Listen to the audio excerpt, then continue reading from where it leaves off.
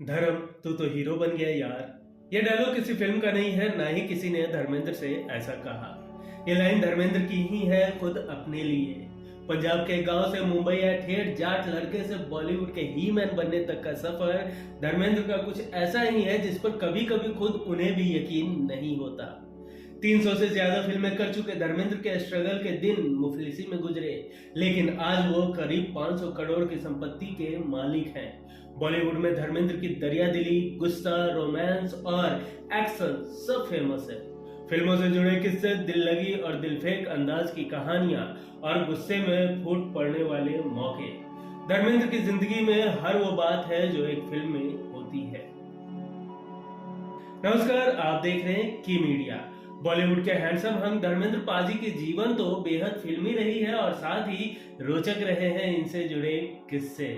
इसलिए आज मैं इनकी पूरी जीवनी नहीं बल्कि इनसे जुड़े चंद किस्सों का जिक्र करूंगा।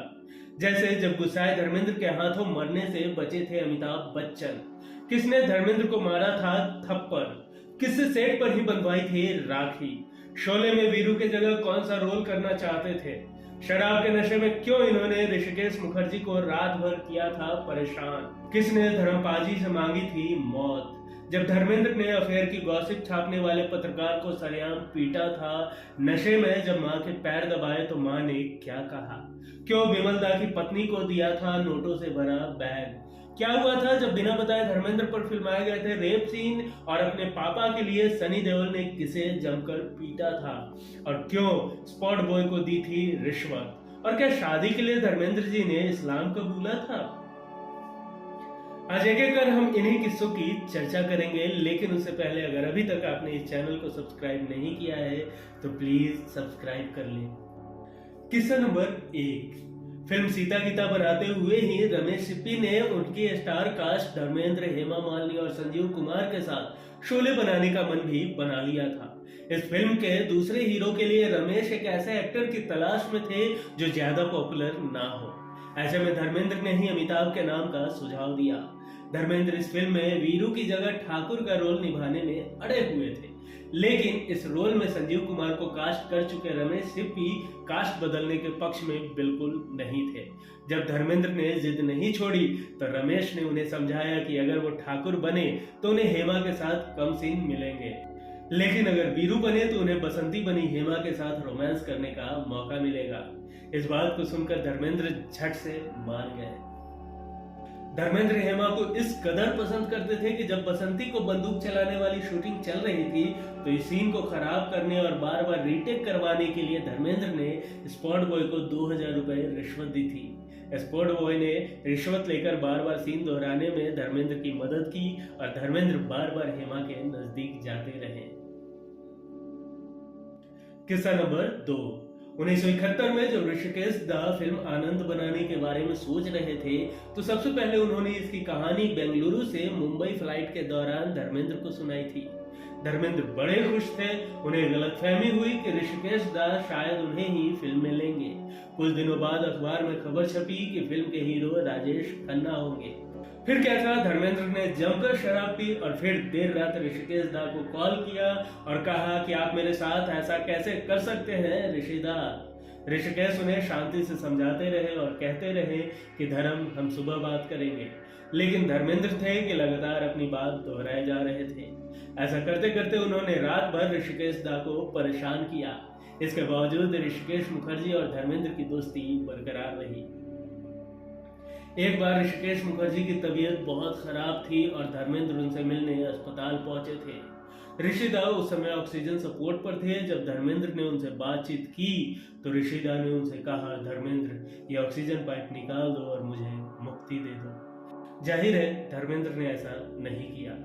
बता दें कि धर्मेंद्र ने ऋषिकेश मुखर्जी के साथ यकीन, चुपके चुपके, गुड्डी, अनुपमा, मंझली दीदी, प्रोफेसर प्यारेलाल, चेताली, प्यार ही प्यार और सत्यकाम जैसी फिल्मों में काम किया है। किस्सा नंबर 3। धर्मेंद्र सोने से पहले हमेशा अपनी माँ के पैर दबाया करते थे। धर्मेंद्र तब तक पैर दबाते थे जब तक माँ उन्हें सोने को नहीं कहती। एक दिन धर्मेंद्र शराब पीकर आए और अपनी माँ के पैर दबाने लगे। माँ की नींद लग गई और उन्होंने धर्मेंद्र से रुकने को नहीं कहा। धर्मेंद्र रात भर माँ के पैर दबाते ही रहे। जब माँ की नींद खुली तो उन्होंने देखा धर्मेंद्र लगातार उनके पैर दबा रहे हैं।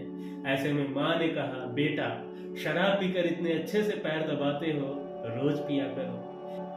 ये किस्सा खुद धर्मेंद्र ने सारेगामापा शो में आकर सुनाया था। किस्सा नंबर 4। एक समय धर्मेंद्र और हेमा के अफेयर की खबरें सुर्खियों में थी।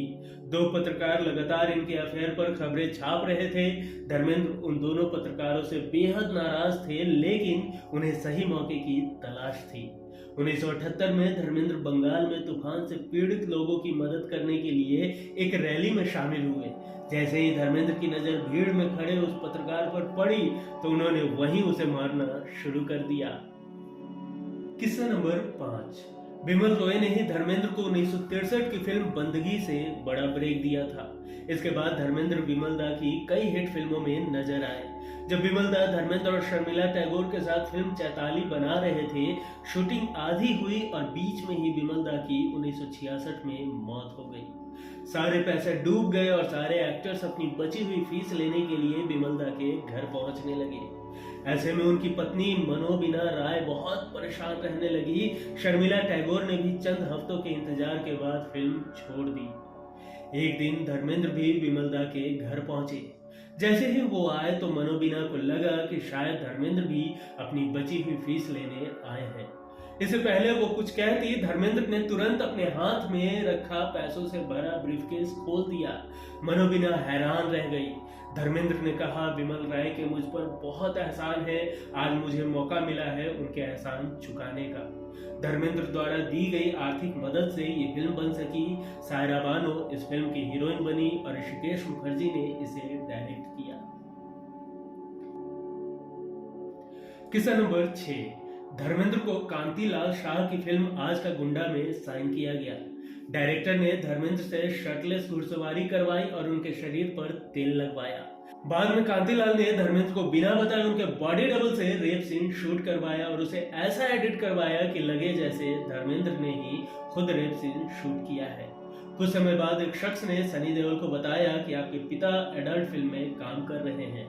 सनी ने सबसे पहले कांतिलाल को कॉल किया और उन्हें घर बुलाकर खूब बातें सुनाई। साथ ही कहा कि वो ये सीन तुरंत हटा दे, अगर ऐसा नहीं किया तो वो कांतिलाल के खिलाफ लीगल एक्शन लेंगे।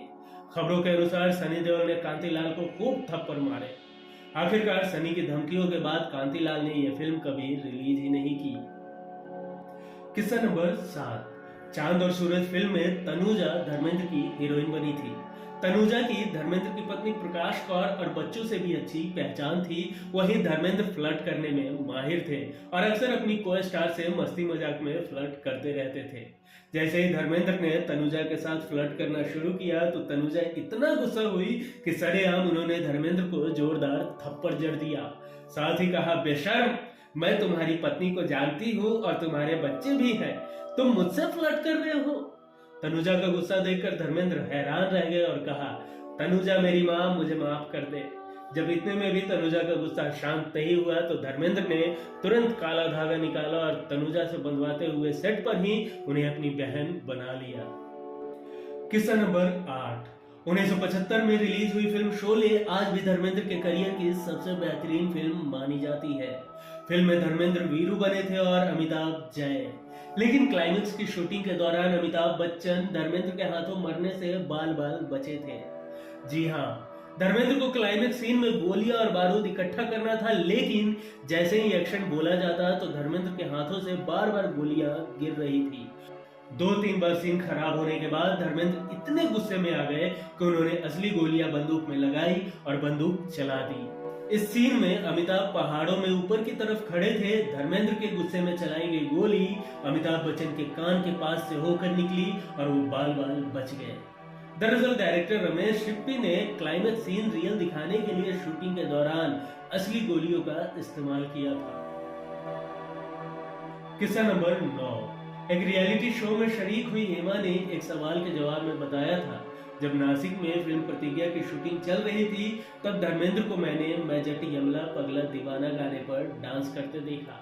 उनका वो डांस देख मैं उन पर पूरी तरह से फिदा हो गई थी। हेमा का दक्षिण भारतीय परिवार इस प्यार से बिल्कुल खुश नहीं था। एक तो धर्मेंद्र पंजाबी थे, दूसरा वह पहले से ही शादीशुदा थे। इस वजह से उन्हें हेमा से चोरी छिपे मिलना पड़ता। कई बार हेमा के परिवार से कोई न कोई शूटिंग सेट पर आ ही जाता था, इसलिए मिलना और मुश्किल हो जाता था। वे दोनों शूटिंग के बाद बाहर भी नहीं मिल पाते थे। किस्सा नंबर 10। धर्मेंद्र और हेमा दोनों शादी करना चाहते थे। Hema Malini beyond the dream girl के मुताबिक धर्मेंद्र के पिता केवल कृष्ण सिंह देओल हेमा और उनकी फैमिली को बहुत पसंद करते थे। हेमा ने बुक में बताया है, केवल कृष्ण सिंह देओल अक्सर चाय पर पिता और भाई से मिला करते थे। इस दौरान वे पंजे भी लड़ाया करते थे और उन्हें यानी कि हेमा के पिता और भाई को हराने के बाद मजाक करते हुए कहते थे, तुम लोग घी मक्खन लस्सी खाओ, इडली और सांभर से ताकत नहीं आती। इसके बाद वे खूब हंसते थे। 1979 में धर्मेंद्र और हेमा ने शादी कर ली। हेमा की शादी उनके भाई के घर से हुई थी। यह तमिल वेडिंग थी। खास बात यह थी कि पहले से ही शादीशुदा होने के चलते धर्मेंद्र ने यह फैसला लिया कि वो अपनी पहली पत्नी प्रकाश कौर को तलाक नहीं देंगे और ना ही अपने बच्चों को छोड़ेंगे। ऐसे में धर्मेंद्र ने हेमा से शादी करने के लिए मुस्लिम धर्म को अपना लिया।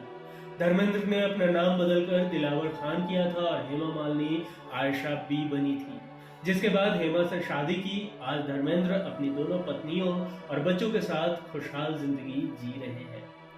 हेमा ने एक इंटरव्यू में कहा था, भले ही मैं कभी प्रकाश यानी धर्मेंद्र की पहली पत्नी के बारे में बात नहीं करती, लेकिन मैं उनका बहुत सम्मान करती हूँ। मेरी बेटियां भी धर्म जी की फैमिली का पूरा सम्मान करती है। दुनिया मेरी लाइफ के बारे में विस्तार से जानना चाहती है, लेकिन यह दूसरों को बताने के लिए नहीं है। इससे किसी को मतलब नहीं होना चाहिए। दोस्तों, किसी एपिसोड में धर्मेंद्र जी के और भी अन्य किस्सों और इनके जीवन संघर्ष पर हम चर्चा करेंगे। आज के किस्सों का सफर यहीं तक। ये वीडियो आपको कैसा लगा हमें कमेंट कर जरूर बताएं। मिलेंगे अगले एपिसोड में फिर किसी दिलचस्प किस्सों के साथ। तब तक के लिए नमस्कार, सबा खैर।